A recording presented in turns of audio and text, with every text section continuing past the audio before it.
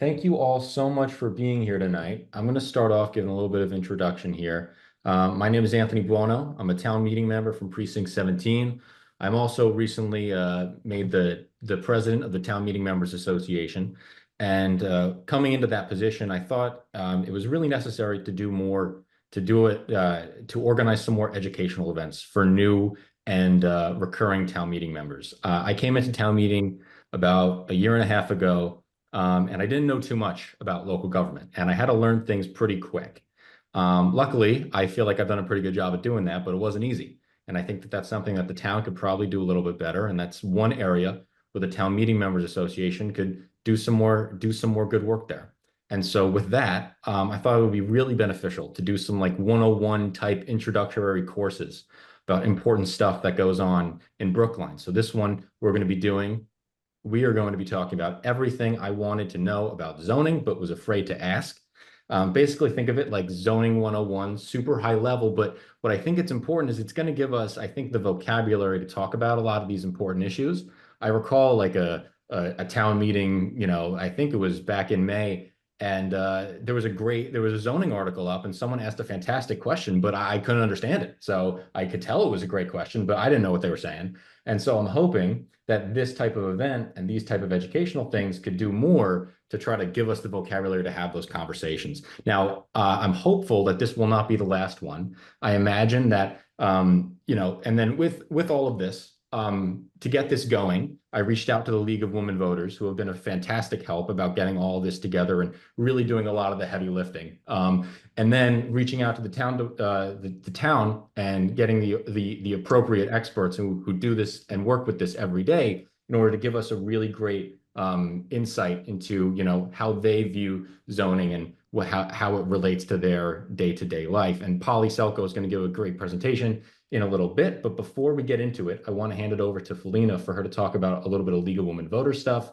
and then where you can find this recording going forward. So Felina, if you want to unmute and give a little introduction about yourself too. Hello, everyone. I am the current president of the League of Women Voters Brookline, voted in on July 1st. I was briefly a town meeting member for a couple of years and am now happily situated in doing this job. As many of you may know, the League of Women Voters Brookline is a nonpartisan organization, and we are meant to educate our voters. So in this aspect, we want to make sure that we are providing the opportunity to collaborate with those that can help us give the appropriate training sessions. For this meeting, you can find it after Big has had time to clean up the recording on the site that we will repost at the end of the meeting. It's the location where the recording will be housed once it's cleaned up. So please hold on to that. It will be available after the meeting closes in the chat. So please feel free to make a copy of that. And with that, I would like to introduce to you Polly Selkoe, who is the Regulatory Planning Director. That's correct. Good evening, everybody. I was asked to speak to you about zoning this evening, and I'm not sure that I'll be able to tell you everything you want to know about zoning, but we're afraid to ask, but I'm going to try. I must like zoning because I've been with the planning department now for almost 36 years. And this is actually my second career because I was an elementary school teacher for many years. But I thought I'd tell you a little bit about how I got interested in being a zoning planner. When I left teaching, I got involved with my neighborhood association in Jamaica Plain, an area which is surrounded by Jamaica Pond, the Arnold Arboretum, and Lars Anderson Park. There are many large parcels of land in the neighborhood, and they were very attractive to developers. As proposed developments came up, the Jamaica Hills Zoning Committee, of which I was chair, would negotiate with the prospective developers. And we had many successful negotiations with them, one of which was over the historic Adams Ravine parcel, which was the prior asylum for nervous people. There were beautiful Victorian houses on the site right next to the Arnold Arboretum. And a developer came in and he wanted to tear them all down and build a high rise. And we were successful in stopping that and finding a developer who wanted to renovate those buildings, and they are truly beautiful. If you haven't seen them, I hope you'll go by Center Street and take a look at them. Being able to make a difference was very exciting to me. Now, why zoning? Next slide, please. Brookline didn't always have zoning. I'm sure you can imagine what it would be like if you had a car repair shop next to your home with all the noise and the fumes. You probably wouldn't like it too much. Actually, a few weeks ago, I was at a preservation conference in Worcester, and we toured a 17th century or 18th century rather mansion. And the interesting thing was it had been moved up to the top of the hill because originally it was at the bottom of the hill, but all these factories were built around it, and they didn't like that too much. But some mixed use is coming back into fashion, like having retail and restaurant uses at the ground level with residences above, like in the Harvard Street zoning area. In Brookline, the first zoning bylaw was passed in 1922, and it's kind of exciting to know that the son of Frederick Law Olmsted was the first planning board chair. Originally, residential properties didn't restrict the number of units on the property, and there started to be complaints from single-family homeowners about 2- and 3-family buildings being built next to them. And in 1924, the town passed zoning to exclude these housing types from the single-family zones and create their own zones. Unfortunately, zoning was often used in an exclusionary manner to segregate low-income residents and immigrants of various ethnicities and races. In Brookline now, we have several zoning districts: residential, commercial, office, and industrial zoning districts. Residential is broken down further into single, converted single, 2-family, 3-family, and multifamily. Commercial is broken down into general business and local business. Although residential uses are allowed in commercial districts with certain conditions, commercial uses are not typically allowed in residential zoned properties. So the 7 commercial areas are Coolidge Corner, JFK, Washington Square, Brookline Village, St. Mary's Station, Chestnut Hill, and Putterham Circle. Now, as you know, South Brookline is primarily single-family homes, although it has a lot of large open spaces and institutions and schools in it. And North Brookline is denser, with a mix of different building types. Many of them are apartment buildings as well. In Brookline, zoning is enacted by town meeting, and that's what you're going to be doing very shortly in November. It's therefore very important for the town meeting members to understand how zoning works and what implications and unintended consequences proposed zoning warrant articles may have. For zoning, typically a 2/3 vote is needed to approve them. However, recently the state, trying to encourage residential uses and more housing, allows for a majority vote if zoning makes it easier to build more housing. Next slide, please. How is zoning evolving? Well, I'm going to describe to you briefly a few zoning terms that many of you have heard, but maybe some of you haven't. And I'll start with, I have been asked to describe the differences between Euclidean zoning and form-based zoning. And actually, they're not mutually exclusive. And although the term Euclidean really refers to geometry and mathematics, interestingly enough, that is not where Euclidean zoning derives itself from. It actually comes from a 1926 US Supreme Court case, Euclid versus Ambler. And Euclid was a town in Ohio. And it granted local governments the power to determine which zones in municipalities are most suitable for specific uses, and gave the right for municipalities to separate uses by type. And over time, traditional zoning has also added a maximum number of stories, open space requirements, floor area ratio requirements, which is the amount of building area per lot area allowed. Now, form-based zoning is quite different. It was approved by town meeting for the Harvard Street corridor, and it's just what it sounds like. It prescribes design standards for the building envelope and what the building should look like. Metrics based on percentages like floor area ratio don't prescribe a form.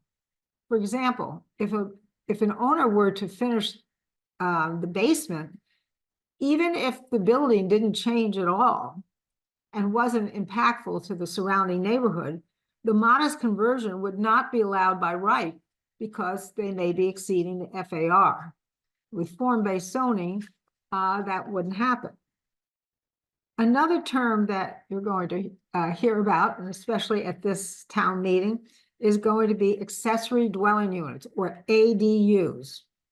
It's a new type of housing, and although it's a dwelling unit, it's an accessory dwelling unit, and it has to be smaller than the primary dwelling unit on the property.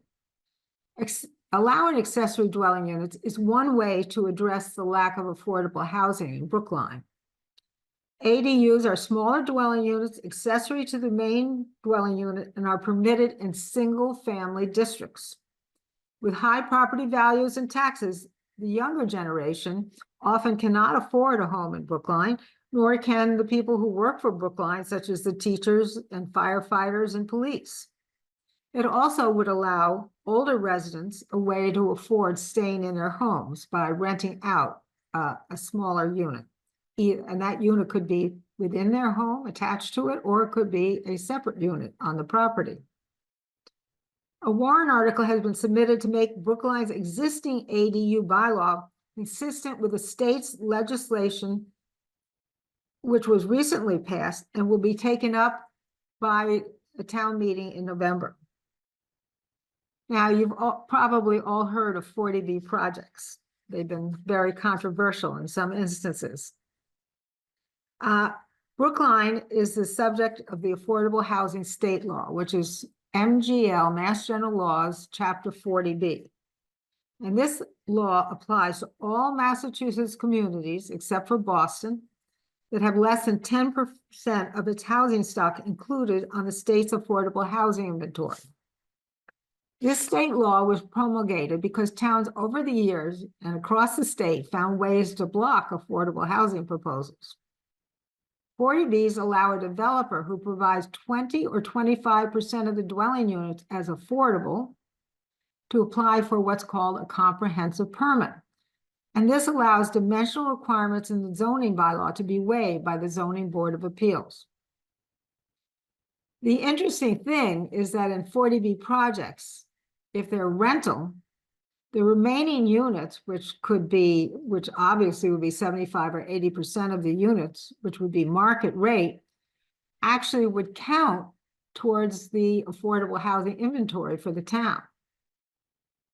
Now, 6 40B projects have been permitted and 3 built, and that's actually over the past 10 years, we've had 20 40B developments that have gone to the Zoning Board of Appeals. The 6 that were built were on Harvard Street, and 2 were built in South Brookline at Hancock Village.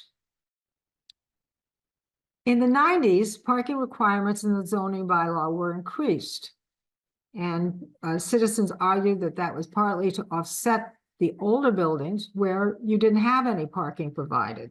And as you know, Brookline doesn't allow parking overnight on its streets. However, now the trend is to decrease parking and rely more on public transit. Actually, one of the terms you'll hear is complete streets. And a complete street is designed to be safer for not only for cars, but for pedestrians and bicyclists. In Brookline, zoning has been passed to reduce the number of parked cars required for developments that are located near public transit. Now, environmental sustainability is, of course, of utmost importance to Brookline citizens. and zoning bylaws have been passed requiring the new developments be fossil fuel free. The state has also passed new energy codes to reduce the use of carbon. And one of the warrant articles for fall town meeting, if passed, would further expand the regulations for preserving trees in the town to address climate change and to reduce heat islands in the town. Next slide, please. What will the future hold? Well, there are two different perspectives in Brookline. Not everyone is going to have the same philosophy or the same beliefs.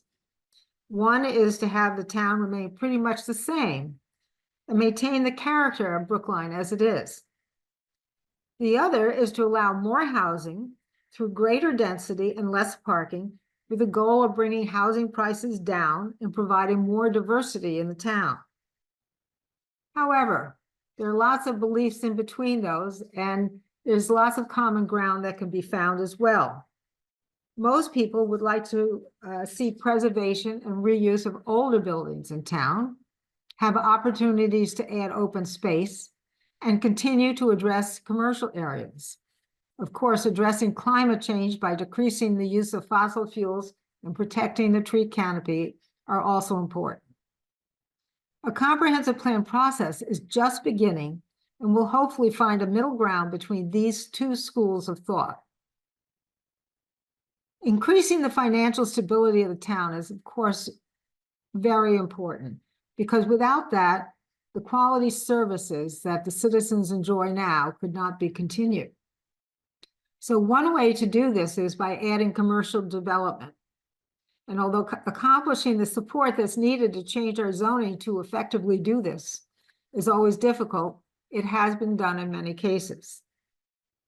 This November, town meeting members will vote on 10 land use warrant articles. 9 of them are zoning bylaws, and 1 is a general bylaw, and that's the tree bylaw. I understand that town meeting members may have other forums specifically on the zoning that's being proposed, so that you can understand it better. And as I mentioned previously, the town has just begun preparing a new comprehensive plan, the prior one having been completed in 2006. The comprehensive plan is the leading policy document that guides the future physical design of the town. And it is so important that as many of you as possible will participate in the many meetings that will be held to help formulate the future of Brookline. Also, the kickoff event was just last week, and if you haven't already, you can take the related survey and learn more about the comp plan at www.brooklinecomplan.com. And I think that's going to be put up on the chat for you. This is a time for people from different interest groups to work together towards the common goals that will make Brookline a wonderful place to live and keep it as livable as it is now. Hopefully this talk will have sparked your interest in the field of planning and community activism. Please, please leave enough time to read through the voluminous materials on the complex land use warrant articles for the November town meeting that will be in your combined reports, so that you will understand them before voting on them. I'm happy to answer any questions now with the remaining time. And Dan Bennett, who is the building commissioner, is also here and can answer questions as well. And I'm sure Kara can too. So with that, I conclude my talk, and I hope that you've learned a little something about zoning. That's amazing. Polly, you know, I had high expectations and you exceeded them even more so. That was really great. Thank you so much. That was fantastic. I think how we're going to do the questions, if we could put the questions typed up in the, you know what? Yeah, if you could put them typed up in the chat, I'll read them aloud to Polly, and then she will answer from there. Is that okay? I'll try to answer them. You'll try to answer them. I know you'll do your best. You know, we have Kara and Ben and Dan for backup too. Right. So yes, if you guys have questions, pop them in the chat, and then I will call on you. I'm going to kick us off with one question. Okay. What is the most common type of residential zone that exists in Brookline? What's the most common type? Is it multi-use? Is it Two family, single family. What's the most common type of residential zone that I we think see? it's single family. Single family? Yes. Okay. And you said that that was mostly in the south part of Brookline, right? Well, I mean, there are many single families in other parts, and there are also two families and three families and multifamily. Gotcha. But those are more in the northern part of Brookline. Awesome. Michael Berger, you have a question. What are overlay districts, and can you give an example?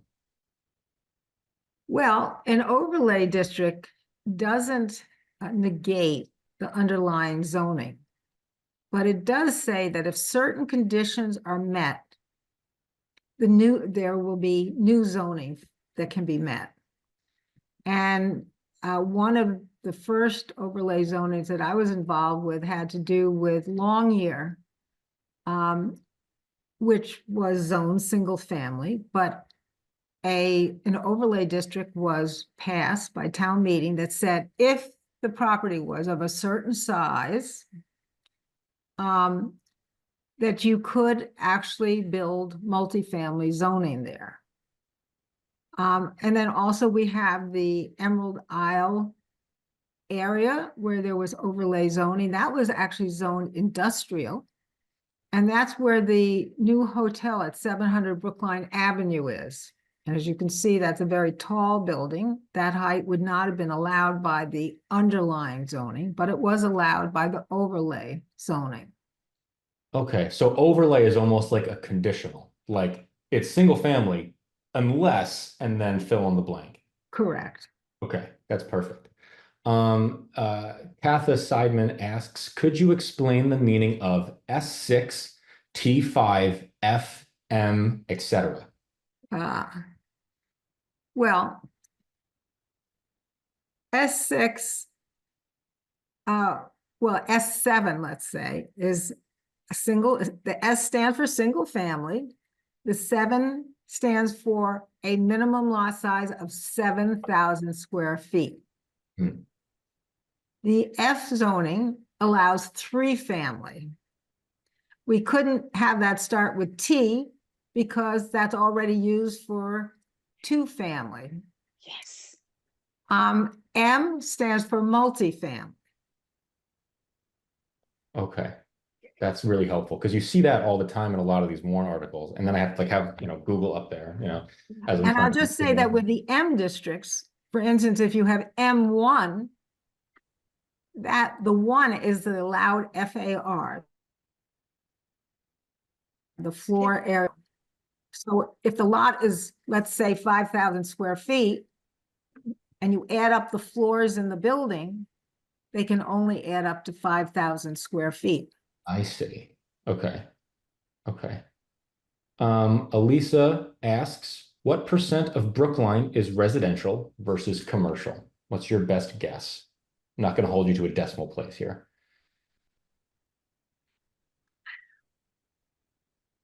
I really am not sure. I will have Dan answer that question. Kara answer that question.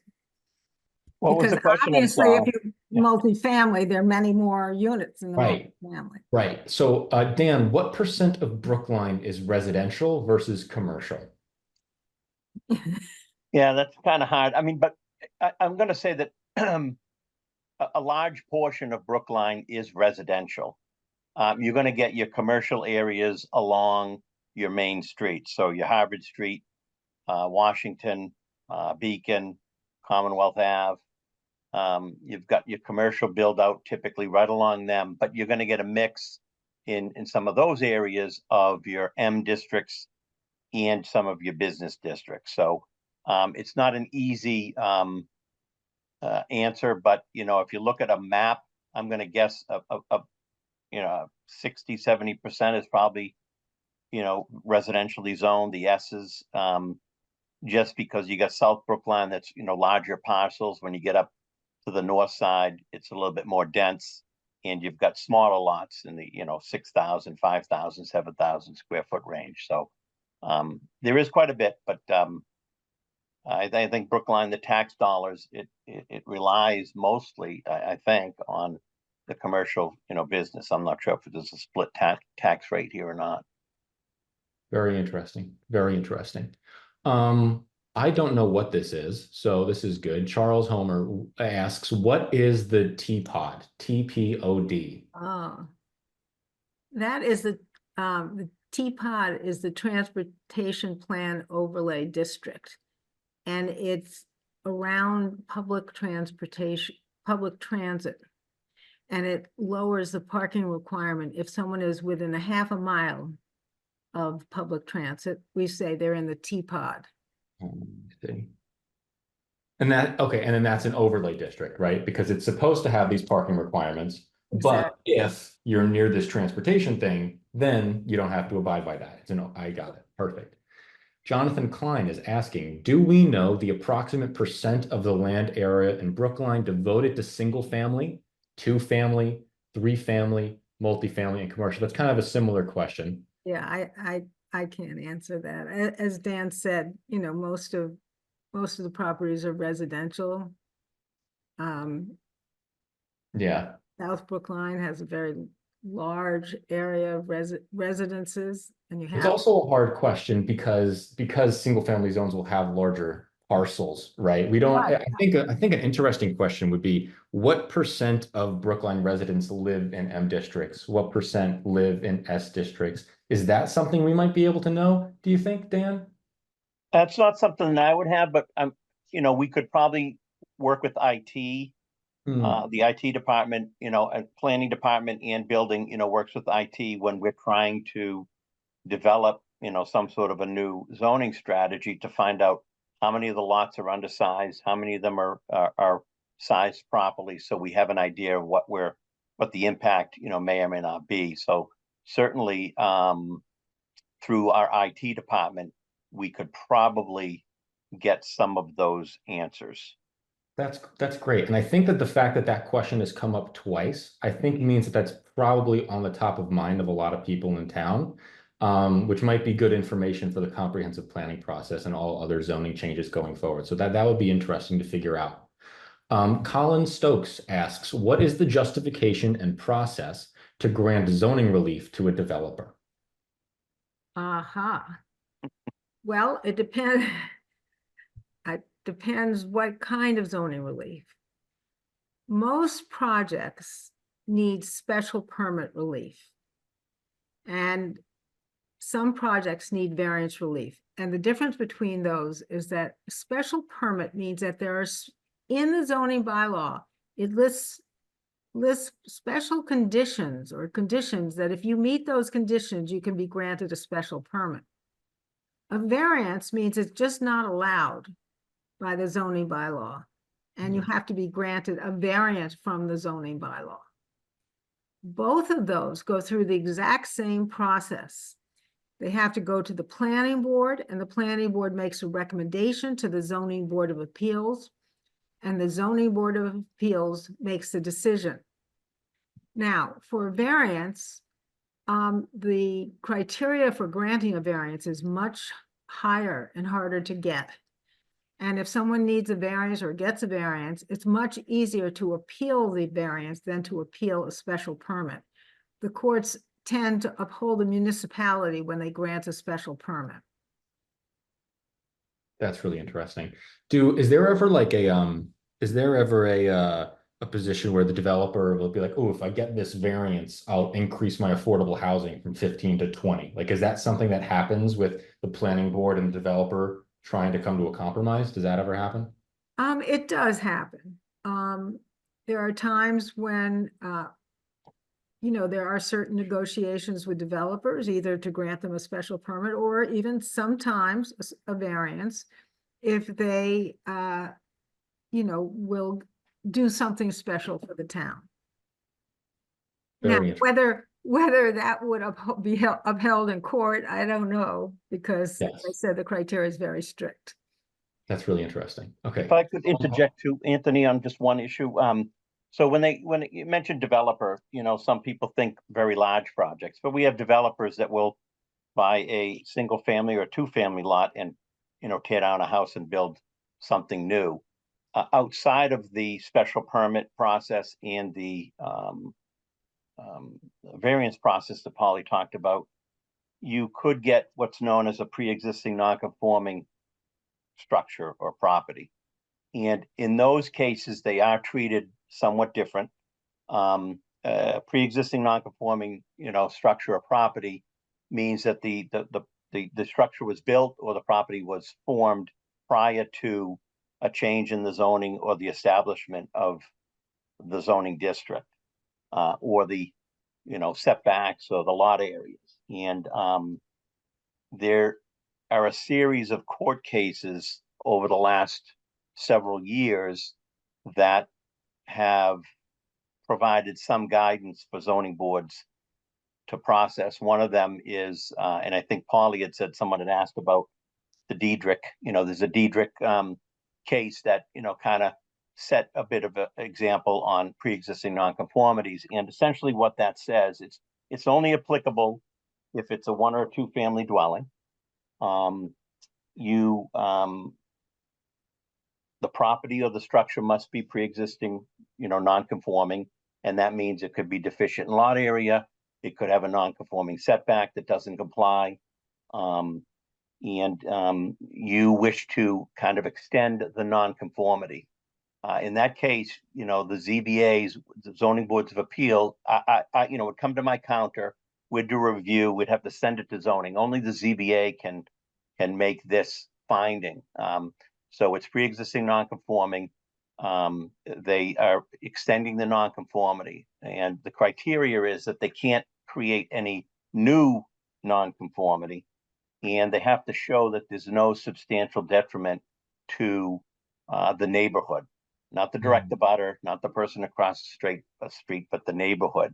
So there are many findings. It's called the Section 6 findings. Section 6 is part of Chapter 40A, which establishes zoning requirements across the state. Polly talked about 40B. 40A is what sets the zoning act for how towns and cities and towns form zoning boards, hold hearings, make the changes, and so forth. So there are many of those that come to Brookline, and it creates kind of a different type of review process because of these series of cases. And there's, Gale, there's Diedrich, there's Belalta, which is actually a Brookline case. There's a Spooner Road case from, many years ago. So that there's the pre-existing non-conforming issue is in front of the board. It's in front of the town, and it's something that we deal with very, very often. And I think that does cause some angst to neighbors or abutters when this process goes through. And it's just the state is protecting these, structures, or the owners, the people that own these structures, so that they're not, penalized, or no zoning enforcement action can be taken after the fact. So I just want to That is a throw that great, out there. that's a great addition. Great addition, Dan. Thank you. That's super interesting. Charles Homer asks, please explain what use tables are in the zoning bylaw and how to interpret them. I don't really know what that question means, to be honest. Well, I mean, we have tables in the bylaw for parking, for instance, and they just an easy way to see what's required and what isn't required. I can't say how to interpret them because it depends which table you're referring to.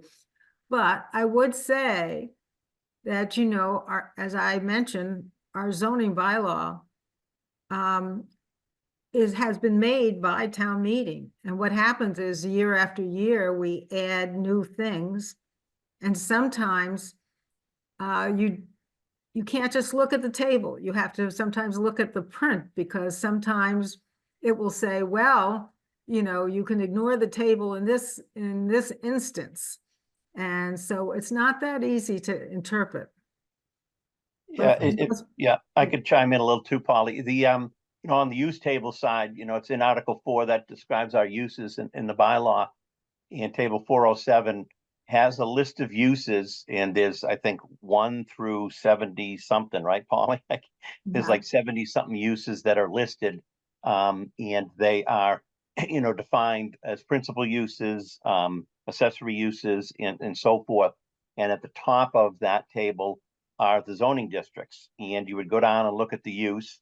So retail establishment, can go in a G district, it can go in an L district, but it can't go in an S, an SC, or a T. So that's how they work. That's, again, something that happens often in our department. People will come in, they want to open a new store, they want to build a 2-family, or they want to build a 3-family, and that provides guidance to the residents, and it provides us an established way to say this is allowed, this isn't allowed, and then in certain instances it'll say special permit, and then you have to go through the zoning process and get a special permit for it. Very good. Carla Benka asks, I understand that there is a question as to whether outdoor lighting standard, warrant Article 12, I have that up on the screen here, belong in the town's general bylaws as opposed to becoming part of town's zoning bylaw. How was the decision made to propose warrant Article 12 as a zoning change? Well, the difference is that I'm not going to advocate on the behalf of one or the other, but I'll just tell you what the difference is. With it being a zoning bylaw, any lighting prior to the enactment of the new zoning bylaw on lighting, because we have some regulations already on lighting, would be grandfathered. If you have a general bylaw, you could go back and look at all lighting that's that's in the town even prior to that general bylaw. And there's actually no reason why you couldn't have both if you wanted to. We have both for sign regulations. So that's the simple answer between the two. Perfect. Helen Herman asks, how is spot zoning different from overlay zoning? I love this question. Because people often say, oh, that's spot zoning. The idea against spot zoning is that you're actually helping one property owner or one developer, and you're changing the zoning so that they can economically take advantage of it. However, it turns out that you could actually change one property. We did that for Longyear. As long as there's a planning rationale, and as long as a planning rationale is written up and can be defended, then it is not considered spot zoning. And you'd have to double check this with town council, but I think there are actually very few instances where a charge of spot zoning is really upheld if has been written a reason why that zoning has been enacted. Perfect. Charles Homer asks again, how does the housing production plan relate to zoning? Well, is Kara still here? I think. I am. Do you want me to take that one, Polly? Yes, please. Okay, so our housing production plan that the select board voted on earlier this year, and I'll put a link in the chat in just a second. Right on them, I already spoke. Yeah, makes lots of recommendations in that plan. Some of them are kind of program recommendations, and others are regulatory recommendations, which do include zoning recommendations. So that housing production plan is, here's the policy direction we think we should head. Whereas zoning is really a tool, should be viewed as a tool to help partially with some policies that the community wants to move forward with. Good explanation. And Kara, you put in a really interesting thing here. You said there are 4,583 single-family parcels and about 28,000 housing units. So if I'm interpreting that correctly, does that mean that single-family zoning represents about 20% of people who live in Brookline? Is that what that means? More or less. There's always a caveat that there's, non-conforming uses in different lots, but I would say that's about right. Perfect. Perfect. And then, okay, Colin and Jessica Stokes asks, what are the criteria for granting variances? The criteria for granting variances has to do with a hardship, which could be financial or otherwise, arising out of the soil conditions, the shape of the lot, or the structure, or the topography of the land. That is not prevalent in the area. So that's pretty hard to meet, but the times that variances are granted have to do with the fact that something's on a hill, for instance, and you can't build your addition because of the slope of the land. You have to build it in another spot, which would create a variance. Mm. So that's the difference. Whereas I said, a special permit, it lists right in the zoning bylaw that if you, for instance, can provide a counterbalancing amenity, you can be granted a special permit. I see. I see. Great question. Can you explain how an existing nonconformity, a higher than permitted FAR or height, for example, might allow a bigger buildings than exist now? Dan, I think you are the one who brought up this nonconformity thing. If you want to take this question, if you need me to repeat it, let me know. Sure, I'll try.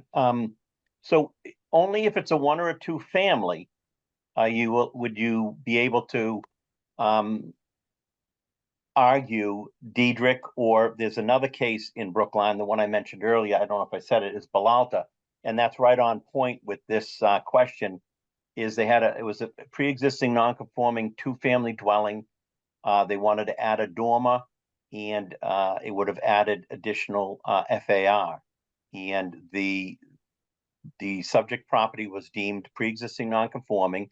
The Zoning Board of Appeals granted a special permit under the Diedrich case, and an abutter appealed that decision and felt that they should have gotten a use variance, not a use variance, just a variance because of the additional FAR. And the Balalta case found that it was the ZBA acted properly, and they felt that this was a pre-existing non-conforming structure. It was protected under Section 6, and they denied, the appeal, and it went forward as just a special permit. And that was specifically the only nonconformity was that they were increasing the FAR. With respect to height, it's the same thing. If you can't create a new nonconformity. So if the building that was torn down was nonconforming with respect to height, and then you went taller, actually the height, you would be able to extend that nonconformity. You wouldn't be able to create a new nonconformity. So if the building was not pre-existing nonconforming with respect to height, they would not be able to go higher.